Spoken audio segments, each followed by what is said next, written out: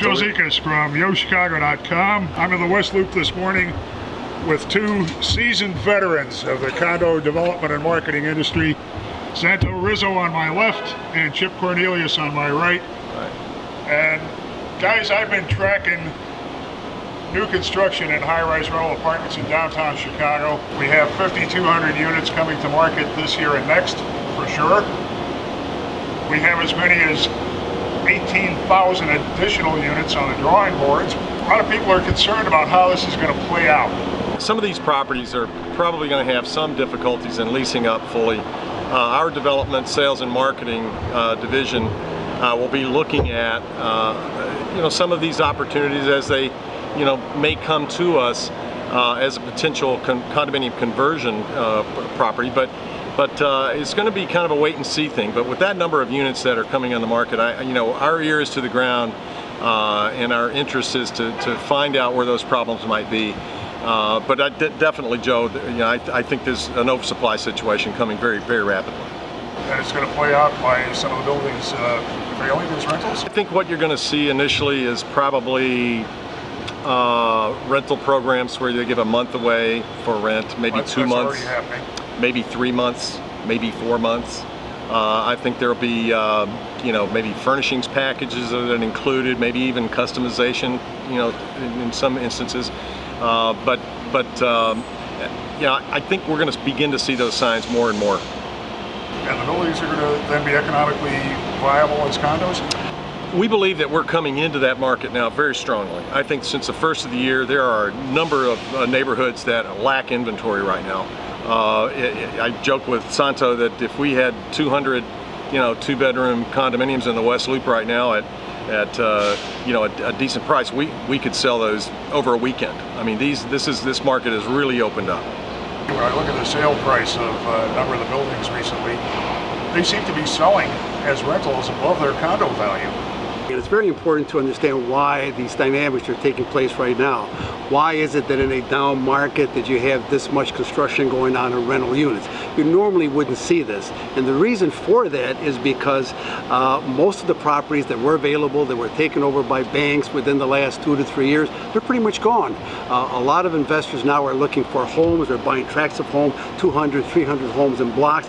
But what they're doing, there's about $2.3 trillion in private equity fund that has to be put out. And they were holding on to these for a while because the interest rates were so low and they couldn't keep them in the banks at 0.8, 0.9%. So they've decided to put these dollars out in real estate so that they can get a 2 cap or a 3 cap. They're happy because they're paying cash for this. So there's a tremendous amount of construction going on, not just in the Chicagoland area, but it's taking place throughout the country, in Florida, in California, in some other places, and certainly in Chicago we're seeing a lot of that. But within the next 2 to 3 years or so, most of these properties are going to be turned into condominiums. They will be available for developers to come in and purchase them. The demographic of these new rental buildings is 25 to 35-year-olds predominantly. They're saying, we don't want to own, we want to rent. I think the rent versus buy scenario right now for those considering a purchase is turning. Huge. I think it's turning in the favor of the buyers, and that's going to pull more and more people out of the rental markets. But there's strictly just an oversupply. But that's very important. I would agree with you that right now the rent-buy calculation favors buying. Correct. But you're saying 3 or 4 months free rent.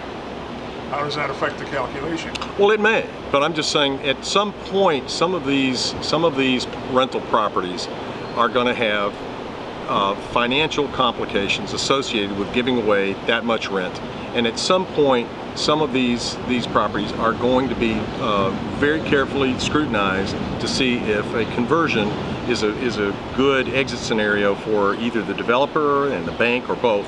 And our company and our expertise is such that we can take those problems and solve them for lenders and for developers. And with Santo's experience and my experience in this area, I think we're going to be Well, I think you in mentioned good something position to take very care of that. important there. Number one, there are only two ways to live, as I said. You're either going to rent or you're going to buy. And traditionally, the people who've always purchased have purchased because they wanted a piece of the action, the appreciation, the tax benefit, the right to live there as long as you want to live, the mortgage paid down. There are many benefits that come with ownership. There's only one benefit that comes with rentalship, and that is I can live there for a year.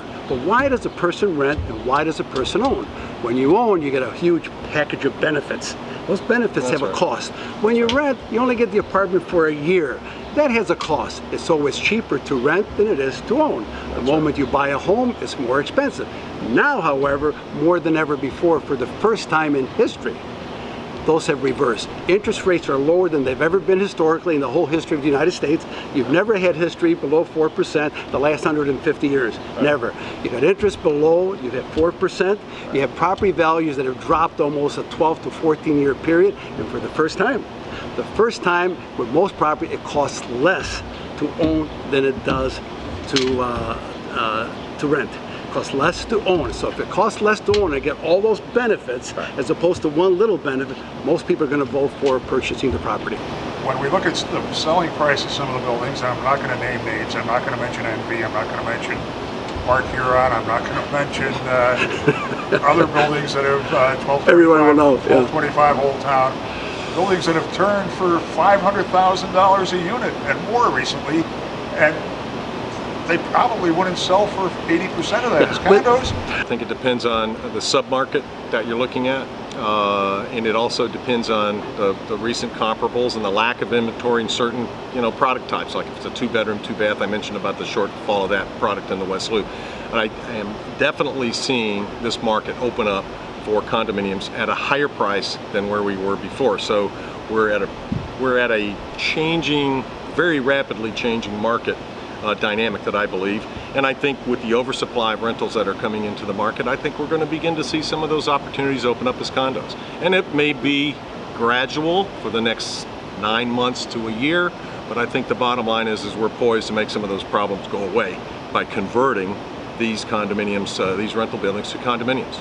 And Santo has the expertise and the wherewithal and the knowledge to make that happen.